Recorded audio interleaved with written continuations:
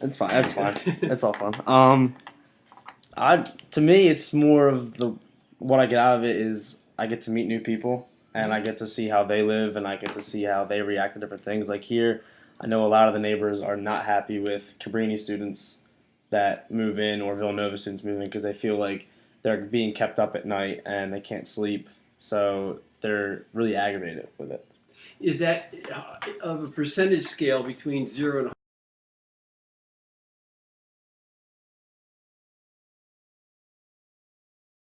based around just trying to make us feel happy that we have students around? I mean, is there also like an educational component to this too? Yeah, we're learning about like the Netherlands and all that. I understand what you're trying to say. Yeah, we're learning about other cultures like the Netherlands and how like the Muslims were mistreated and all that. But I think her main goal is to learn about the community, get the background of the community and how like you guys like interact with Cabrini, trying to like more like build a better relationship with Cabrini. Both ways, yeah, that's kind of cool. Yeah. So I know last year they had like a barbecue here, and they had like a barbecue with all the residents here, and everyone went and got together. So they're just trying to like build better relationships with the Cabrini and Mount Pleasant neighborhood, I think. Yeah, that was good. It needed a little more guidance, I think, from Shorzy to get the kids who actually were in here that there were issues with to be involved there and just to meet them and to like try to organize. Yeah, because they didn't go, right? Yeah. Well, I don't know I don't know them all. Yeah. I know a couple of kids didn't go. Yeah, but I mean, it needed that other little piece, and I was aware of that, but I didn't know how to do that. Because I like doing my own thing, eating sandwiches and talking to neighbors. But it's interesting, yeah. How long have you lived in Mount Pleasant? I get here 1975. Really? Wow. And one of the things when talking about can I babble or how? Yeah, that's fine. We got 45 minutes. That's But part of what I wanted to include was what came here. I graduated from Cabrini actually. Oh yeah, what year did you go to Cabrini at? You graduated. I graduated in '78. I taught for the Early Childhood Center, which is like where the big parking lot is, and I don't know what's down to the right. The Widener. The Widener Center, yeah. The Widener Center. Yeah, that's what they're trying to do now. Yeah. Oh, yeah. Yeah.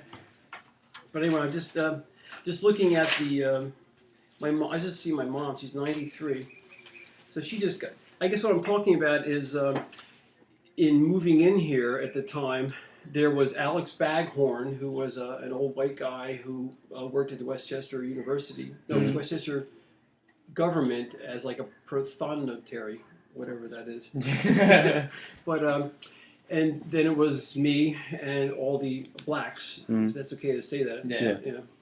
And it fit in good. I mean, they were very friendly. It was nice to do that, but we were coming from different lives. So where I'm going with this is that I just come here after my mom. And she had this thing.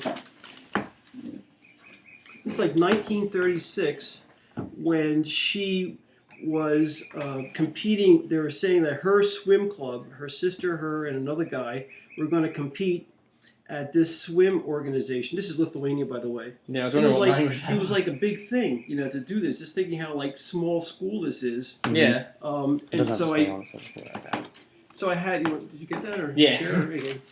But so I just have, I speak the language, and so a lot of me coming here was also, I didn't just grow up with 3 generations of family in the same house like many of these fine people did. Yeah. So it was just kind of like a little different in that way. So did you go to Cabrini? Like you lived here and went to Cabrini, or did you live on campus? I lived here. Okay, yeah. That was the thing I always. It's funny, especially with like this house in particular, where you got like daddies either bought them a nice BMW or they got daddy's old BMW, which is 2 years old now, and he wants to get a new one. But it's just the people have like an attitude. I guess I'm losing my track of thought here because there's like so many things coming in. I have to talk about all this stuff. It's kind of fun. Take 2.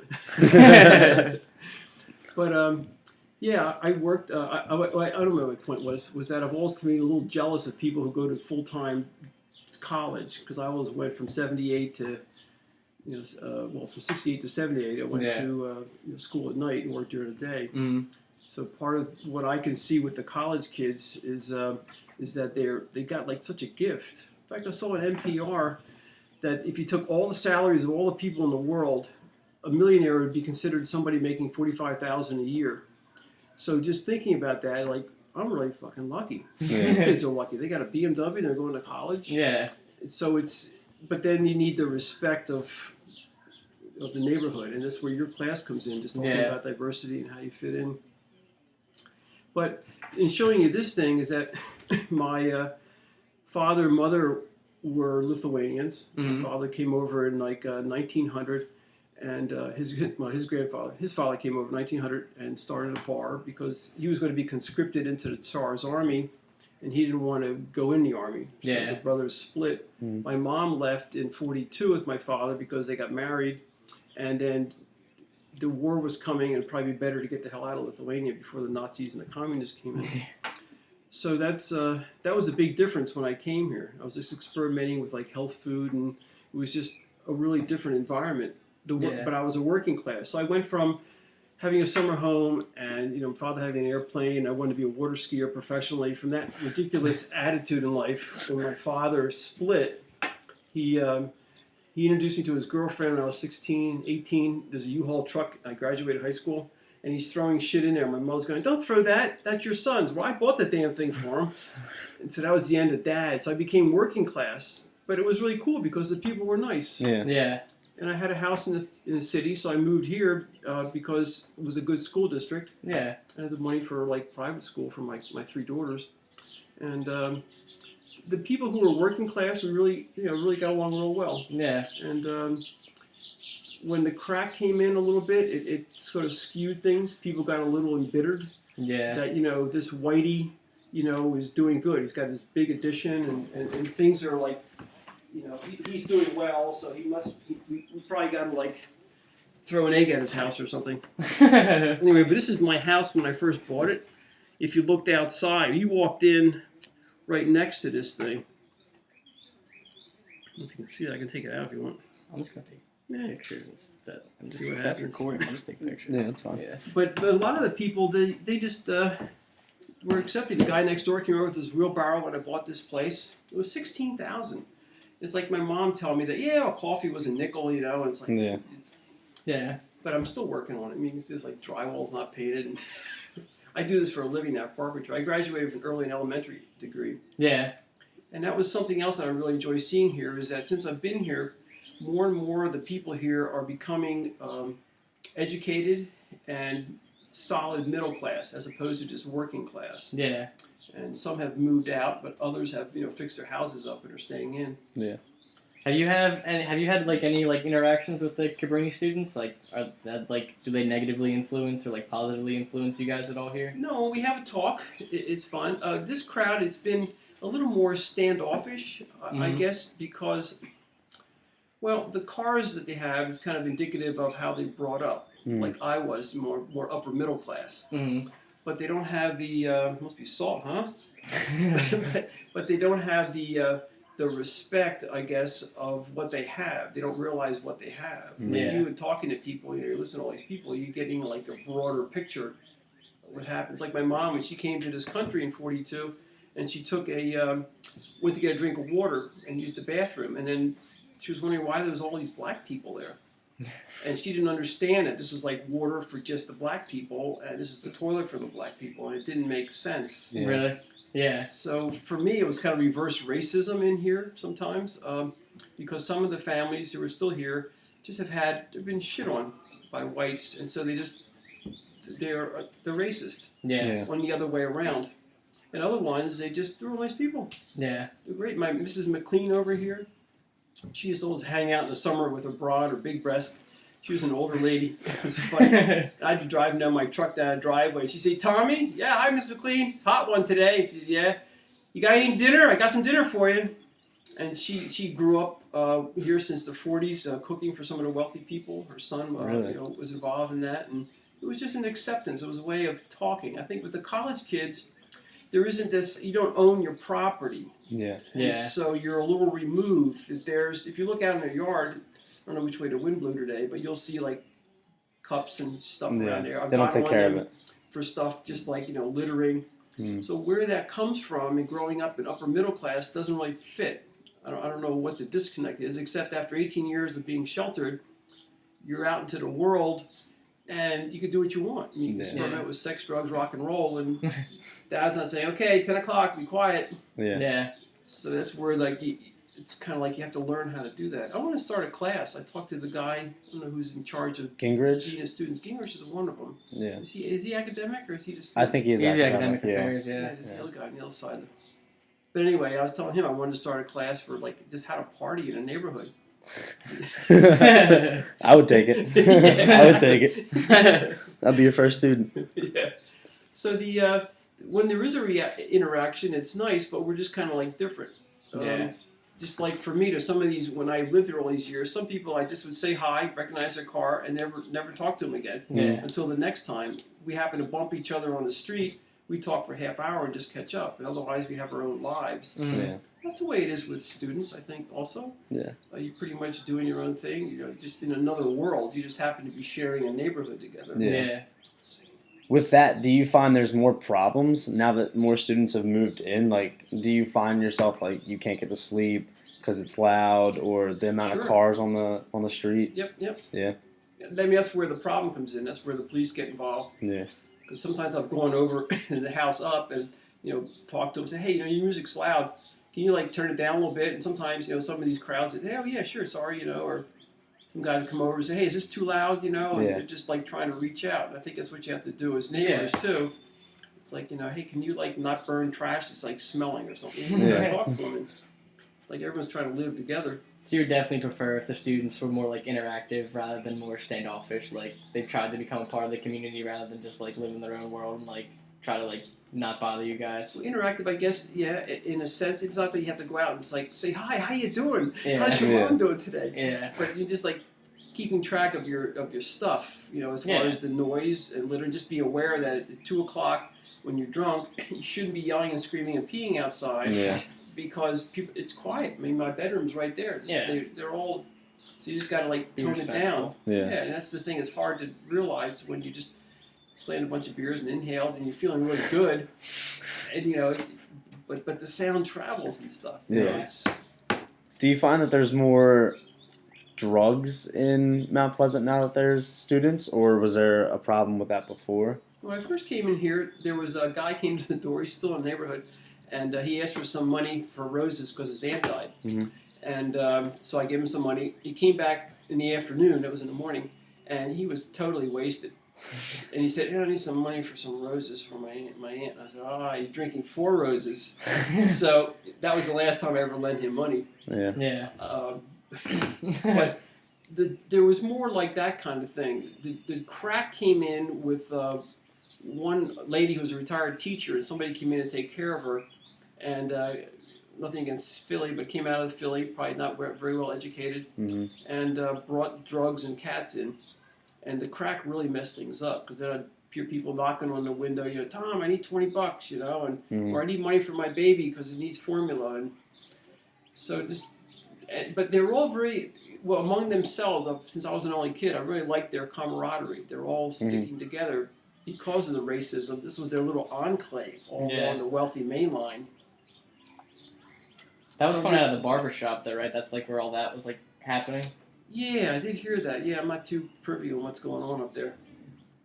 But I don't think there's been more drugs because of students. I mean, with this house here, there were some more. When I was doing Head Start at where was I now? Chester, and it's this little kid, Billy or Johnny. And I was trying to get him to come out and to draw a picture and talk. So I got him to finally draw one after a few months. And his aunt picked him up. So she was like 20. She's chewing gum and smoking a cigarette. He's trying to show her the picture. Put that shit down. We got to get out of here. And picture falls on the ground. He looks back. The door closes. And I'm realizing how big the problem is that you don't have a nice family structure with father and mother and trying good values and do what you can. So there are families that are still around that have that problem. Yeah. And it just, it's unfortunate. So I've worked for one of them where, they years ago at $10 an hour, they still owe me $25. Yeah. Because the husband came home, he was drunk and broke the door down. But other ones, who've borrowed money and not. One father came up and paid me. And now his son has turned around and got it together. But basically, you just accept everybody. Yeah. So I would say it wasn't. Well, I know what I was talking about. It's more drugs. It's so funny having to talk like this. But there's that one family I was talking about who just had has had a hard time. I kept seeing two of them, brother and sister, walking into the house here at the end of the day or middle of the morning or whatever. And then two kids who were in high school, the bus lets them off. They just walk right into the house and then they walk out. I'm thinking like, what in the world do these kids have to talk about with these college kids? Yeah. They're just in like a whole nother world. So somebody is selling somebody pot. I mean, it's what all. Should I say no? I didn't say that on. That's fine. We talk about it all the time. but you know that kind of thing. So I don't know which way it went. Yeah. But this crowd has definitely been more of a party kind of crowd, and yeah. So I don't know if more drugs have come in. I would say no to your answer. But the fact that there are college kids and people inhale and drink, I mean, in that sense, there's more people doing that. Yeah. Because many people here, you know, you're more of a working class. At the end of the day, you know, have a beer, relax, and go to sleep. But now you have extra 25 kids or so. Yeah. So in that sense, it has. But I don't think they've been disseminating it, except for that few things that I told you about.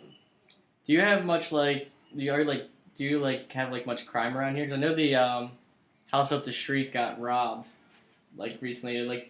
Does that happen a lot, or is that really I was robbed. I graduated in '78, and again, some people just would come to me in my neighborhood here, and one girl who's out of the neighborhood, when she was a little kid, came here and said, "We like what you're doing to the neighborhood." And I felt kind of funny.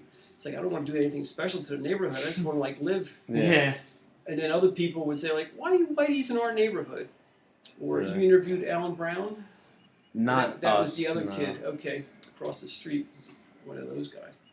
But Alan was saying that he would go to the street and tell the kids to stop harassing my three girls because they were wanting to say, "Dad, I feel like climbing on top of the stop sign today. They were just bothering me so much." Really? But kids do that. You hear bullying nowadays and all that. So I don't think it's necessarily racism as opposed to just poor manners or. Yeah.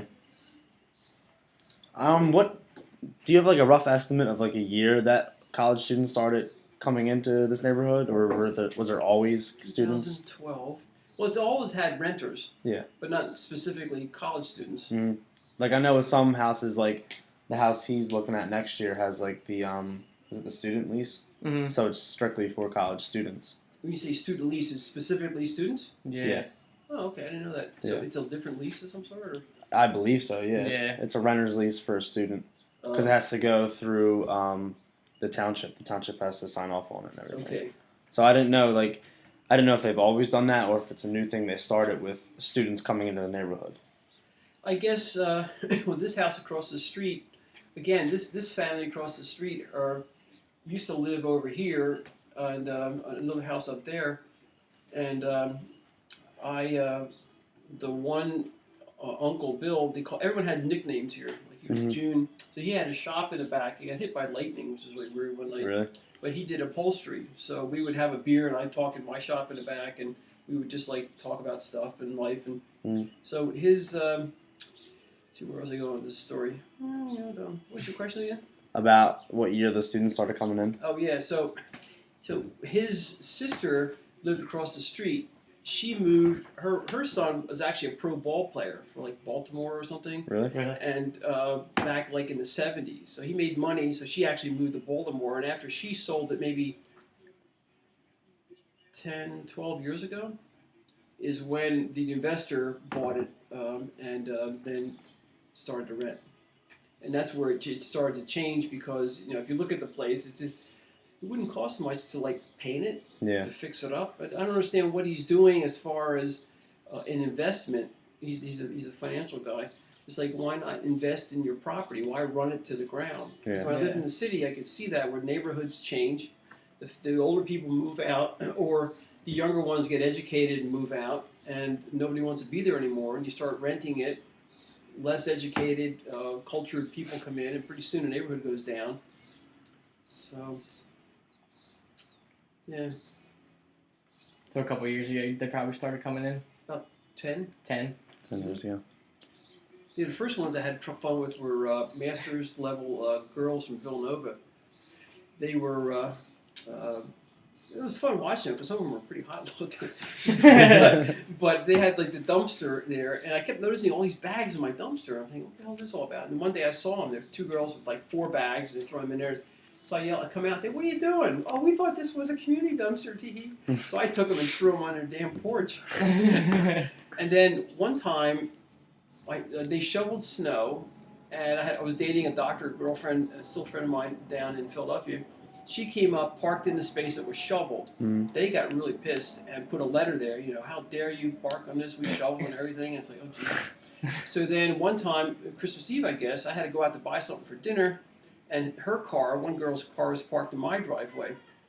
So, I went over, banged on the door, opened it up, stepped in, like I did when the neighbor was there, which is what I shouldn't have done. Don't do this. I got fined. But I yelled at her, and I said, "Why'd you park in my driveway?" "Well, you park in my spot. See how you like it." I was like, oh, my God. Kill this person. They no respect, yeah. Yeah, exactly. So that was bad. After that, there were kids who, they actually had motorbikes, and they were kind of cool. They were like long hairs more. But they actually dug a whole pit and made a jump. So they were like they're totally having fun. They played ball with the kids. And so it's been a whole group of people. Some are just easier to get along with than others, and But you're busy in your life. Yeah. You're doing this stuff. You got to study. Time to party, and exactly. It goes fast. That's the first thing on our minds at night. Exactly. Unwind. Yeah. Does your community come together like often to talk about like problems in the community, or you guys have like? I know Shorzy was saying that I think a couple people do meet at the church. Church, and they congregate and talk about ways to improve the community. Do you guys participate in that? Yes. Yeah. And it's gone through some changes. Used to be a guy named Ken Britton over here. He's very articulate. He's a computer repair person. He went to school in Alaska for it. So he's living more the upper middle class level right now. Does a lot of hunting and stuff. And when he was president, and it was just coming together with all the people coming into the neighborhood. Now we have a different president and different people on the board, and I haven't been as involved with that. Usually it's more when it's in your face that you're involved. If it's something that's happening somewhere else, it's easy to like, well, it's not really my thing. But they are trying to do that. They actually had a center, a youth center, up there where the ball field is. It used to be a large cinder block building. I got here in '75. It was pretty run down by then. But in the '60s, it was built by church money and Maisie Hall, if you heard her name. Yep. And some other people. And it had basketball courts, it had showers, it had a kitchen, it had a library, and had after-school programs for kids. And some of the people who are like my age, I'm 63, or a little younger, remember going there for after-school activities just to hang out. And so it's always been kind of like a community-oriented community. That's awesome, yeah. But it changes, because this lady over here that used to cook me dinner, she's like 98, she's in a senior center. Yeah. Or this lady's gone, these people are gone. So the older crowd leaves, so it's sort of like, it's an evolution that changes in some way. And then you have to figure out how to balance it. I heard this problem in communities, say in Westchester or Chester County, which is losing like 80 acres a day of prime farmland. But you have a development built next to a farmer who's been there for centuries. And then they start complaining because he spreads manure and it stinks. Yeah. Well, excuse me, but I was here first. Yeah. But then they have a right to not smell it. So it's just like, you guys or these kids have a right to party and I have a right to have it quiet. So somewhere you just need to find that balance. Yeah. I think that's what happens in relationships. You both have to make it work somehow. Yeah. Do you have any questions off the top of your head? I'm drawing a blank right now. What was the top of the head? Is there a bottom of the head? Anyway. Are you like very active in the car school? Like, do you help like the students that go there often? No, I haven't. If I had more time, self-employed. Yeah. And just like dealing with like my mom, who's like 93, I'm trying to get her to move in here with me, and I just don't have the time. Yeah. Years ago, I put a roof on it, just some simple asphalt, just to save it because it was falling apart. Yeah. And I gave one family a Bible that I found their name in it because it hadn't been much used. It seems like with the senior center or the community center, when that person who is focused enough to start something goes, a lot of times the organization stops unless there's another person who's as committed to making it work. Yeah. How do you think that like Cabrini could help like this community like become better off or like help them out? How is a community better or worse off? What are the parameters for that? I don't know. I mean, like, how can we help you get better relationships with with Cabrini students? How can we help? What would you think? What would epitomize a better or a worse relationship with Cabrini in a community? What The would be students more respectful for the people who live in the community that they're moving into. Like, have them get to know the neighbors a little more and give them the number and be like, look, if there's any problems, call us for the police. Like, not only for parties, but like for anything. Yeah. Like, if I was gonna move into a house or an apartment, I would want to know my neighbors just in case I needed something or if they needed something. I'm always here for a helping hand. Yeah. So I feel it's a two-way street. What you're saying Yeah. in the ideal world. Mm-hmm. So I didn't know, is like, do you feel like Cabrini should do more prep work for students to move in to the communities, or do you think the community needs to step up and say something to the students and have them like have a sit down talk with them? Like, what's your ideals about that? I guess the ideal would be for the community and the students to talk. Mm-hmm. Yeah. Like if we had our act together as a real tight community, it would just be like a gated community.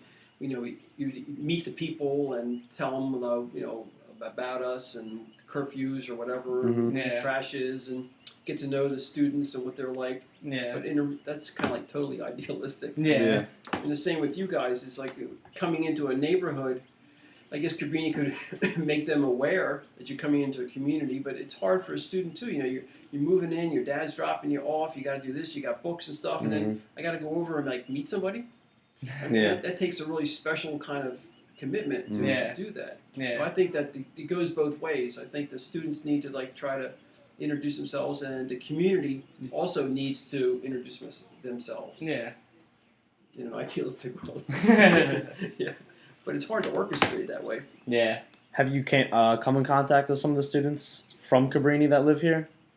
Have they given you any problems? Like, you don't have to say any names. Or... Oh yeah, I don't really know the names actually because Alan, you Alan Lane by the way. Alan. He's the one who always cleans cars up there, on the left, last house on the left. With the green awnings. Yes. Yeah, the black gentleman. Yes. Yeah, we've seen him out there before. Yeah, I mean he was growing up here since he was a kid. Okay. But he pointed out, and I was talking to him yesterday, I guess, the afternoon, and he pointed out, I said I was going to be interviewed today, and he said, oh yeah, that guy just driving by the street just interviewed me yesterday, and it was one of the kids over here. Okay. I don't remember his name, but I think it's Pat. I had an interesting talk because of the littering. I've seen people, like one girl, these two girls, there's one hot blonde over there too. But anyway, Yeah. it's hard not to see her. Yeah. Whoa! But anyway, so she's driving, and her girlfriend rolls down the window. She's by the fire hydrant, and I'm just getting in my car, which is parked out front, and I see them throw like a container, like sushi or something, just like right on the ground. So I go up there, knock on the window, and say, "Hey, excuse me, but why are you littering?" Yeah. And then so that guy came around. You may know him. And he said, like, what's the problem? And I said, well, I just caught him littering here. Well, I'll pick it up. I said, you don't have to. Well, yeah, they're my guests. And she said, she got out of the car and said, well, I'll get rid of it. Yeah. Well, about a few weeks before that, I had a talk with him about the littering, some other incident with a guy in a truck and just throwing shit out. And I said, well, my daughter lived down here, and she had a Super Bowl party. I'd come out of my driveway, and it'd be all these beer bottles and shit. It was like in my yard. And I'm saying, Heather, like, what are you doing? Well, I didn't do it. Well, yeah, but it was your friends. Yeah. So that's the story I told him. So it was interesting that it sunk in because he said that to me. That don't worry, I'll pick it up because she's my guest. Yeah. And I mentioned that to Gingrich, or the other guy, because it was kind of like a learning thing. Just for him to see that, okay, well, I am responsible for what happens here with people that I bring over. Yeah. So that was good. For Besides the littering. the most part, I don't really have that much conversation, say hi and stuff. And, yeah. Besides the littering, do you see any physical damage to your house or some houses on the street?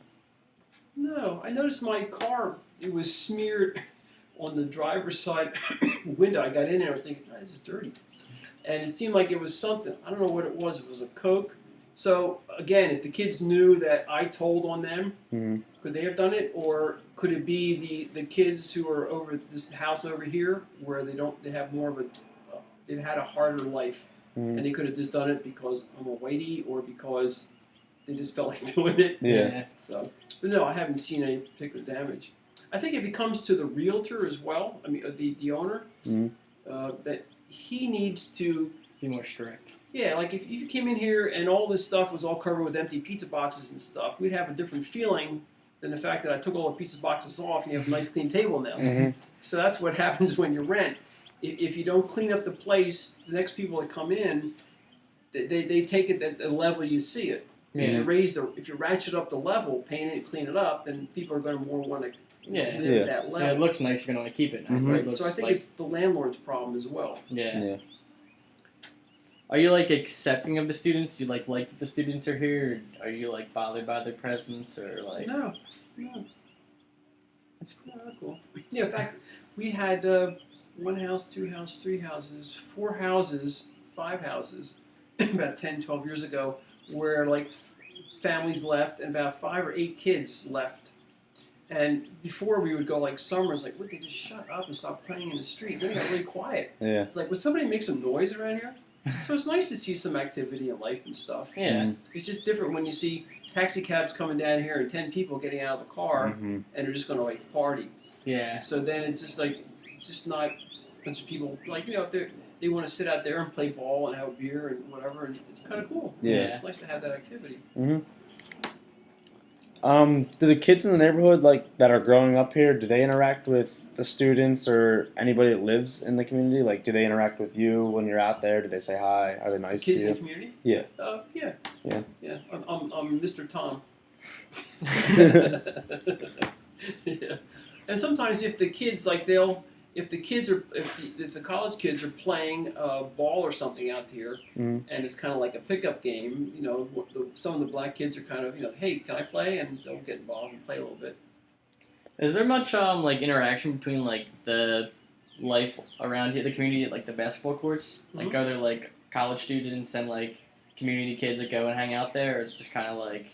Yeah, I'm wondering about that because there are kids in the neighborhood that play ball. Yeah. Sometimes I see these kids bouncing the ball. You just do a nice strong bounce like you're looking for action, Yeah. And so I don't know what happens, but I imagine that it could happen. Yeah. But yeah, I usually don't hang up there. Yeah.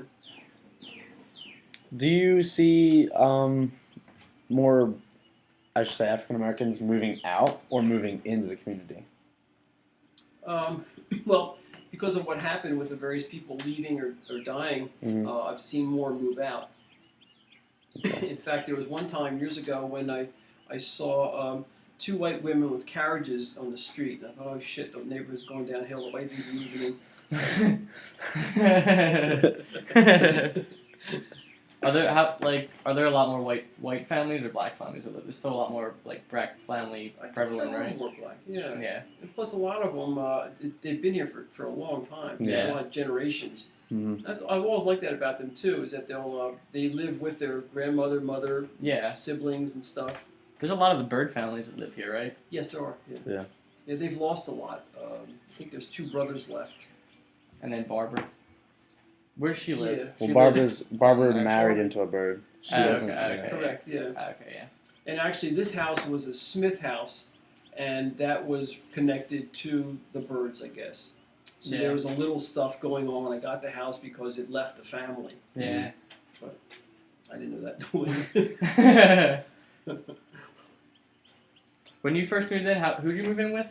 Did you live by yourself when you first moved in here? No, my Is that- wife and kids. Oh, your wife and kids, okay. Yeah. Did your daughters go to Cabrini? No, they did Cabrini Summer School Okay, yeah. because actually I taught at the Early Childhood Center there. So Yeah. the summer we had a program and they would go to that. That's awesome. Yeah. What was life on Cabrini campus like when you went to Cabrini? Before, Well, again, it was like night school. yeah. Yeah. Yeah, we didn't have electricity back then. It was just candles. No, I'm just kidding. But it does seem that way. It's like, Yeah. oh my God, where did years go? Yeah, it was nice. I don't know if did you know Dr. Romano? Yeah, Yeah. he still works there, yeah. Does he? Mhm. Because I was at St. Joe's Night School and I met him in a logic class, philosophy or something. And I didn't like the way I was being taught to be a teacher in St. Joe's. And Cabrini seemed kind of neat that way. Yeah. And so he talked me into checking it out, and it was close to home, so I started going there. Do you think because you're a Cabrini graduate that you are more accepting of the students as if you grew up here and you didn't have any interactions with Cabrini? Do you feel like you have like a a special connection with them, like you know what they're going through? Sure. Like like I would think so. Yeah. Does a lot of the neighborhood feel like that the students are like intruding in their community and like they don't really like their presence there? No, I never really hear that conversation. With people, it's just kind of like accepting this as a change. I mean, that's why I always found that the blacks here are just very accepting of each other. Yeah. Even if one has strayed, they're still very accepting of it. Mm-hmm. They may not want to watch that person, let the person in their house, but they'll be accepting of them. Yeah. It's kind of like a brother in a way. That's awesome. Yeah. Yeah. Do you go to the barber shop up the street? No, I haven't. I might come out looking totally different. we walked past there when we went on a tour in Mount Pleasant. He ran out the street, like $10 haircuts. Oh yeah, for you too. Yeah. He ran out to Did everyone. you do it? Nah. Like, the kids that live down there, they said that that's who they go to get their haircut. cool. That was the guy at the barber shop. Oh, that's That fun. they actually do go there. Yeah. Usually for me, I just like cut it shorter and. It's Yeah. Do you have any questions for us about this whole process? That's a good question too. Any quotes you'd like us to use at the Or not used. symposium? Yeah, we're not used. Is that what you're going to have at symposium? Yeah. Yeah, we have to. Is this for a degree, like? Or? I don't really know what the thing's for in the symposium. It's a research you symposium. It's oral undergrad? history on Mount. Yeah, undergraduate. Yeah.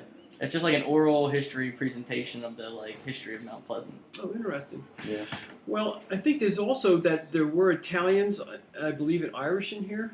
I've always wanted to. I look back in Westchester in the main building there of looking at the tax records and stuff, and I remember seeing like from 1900 this house or this part of the house being like a handwritten kind of title. Mm. So it's been around for a long time, but again, with people in working class, I've never really seen pictures of this neighborhood or learn more about the history. It's more like an oral history. Yeah. Yeah. But just how things have changed, because there's always been pockets along the main line and the Pennsylvania Railroad to support these gigantic mansions that were everywhere. Yeah.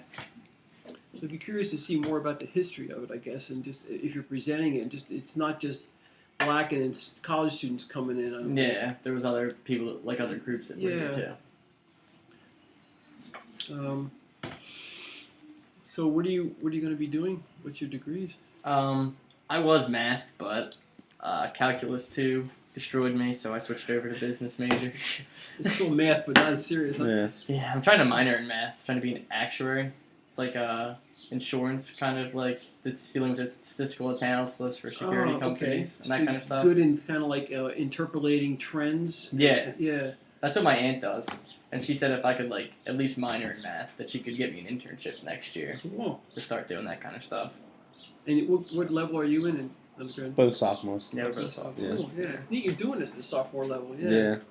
I mean, that's the kind of thing that I think would be nice to see with the college kids is just that they're doing more than just partying. Yeah. That they're They're doing trying to help the something else. community Yeah, out because as I used to well. go into Villanova on Monday nights. I don't know if they still have it. They have like a movie, and I'll have somebody from the communications department discuss the movie, and then they'll discuss it afterward. And it's just seeing some of the kids in there with their fancy cars and their like green and purple mohawks and everything. Yeah. And they're like, wow, they're just not totally getting this. Yeah. Yeah. It's just like I don't know. For me, it seems like being raised a Quaker, that you wanted to like give back. You want to like help people in some way. Yeah.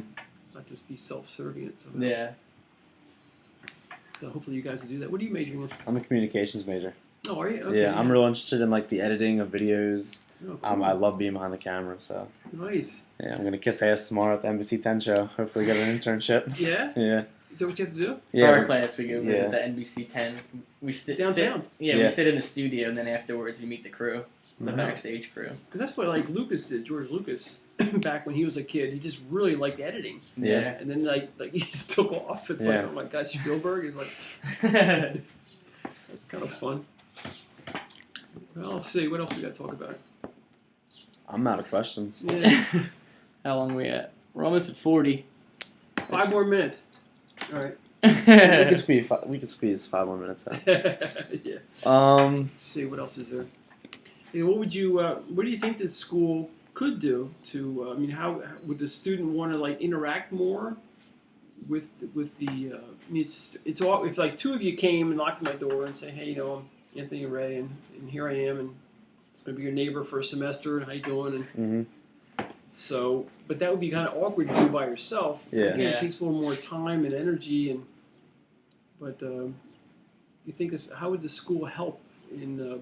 Would you role play this or something? I mean, how would you? I think Would that you want Cabrini to? should have a community day and have the students, like, instead of classes, we all hop on the little shuttle that we have, or we all walk down here, or however we get here, and we help the community out by picking up trash and fixing, like, raking leaves if someone couldn't do it, and then Okay. that's how we can get to know. Just being more active within the community Yeah. rather than just being like standoffish. Yeah. Okay. Rather than coming in here and destroying everything from partying and not really getting to know the history and everything. Right.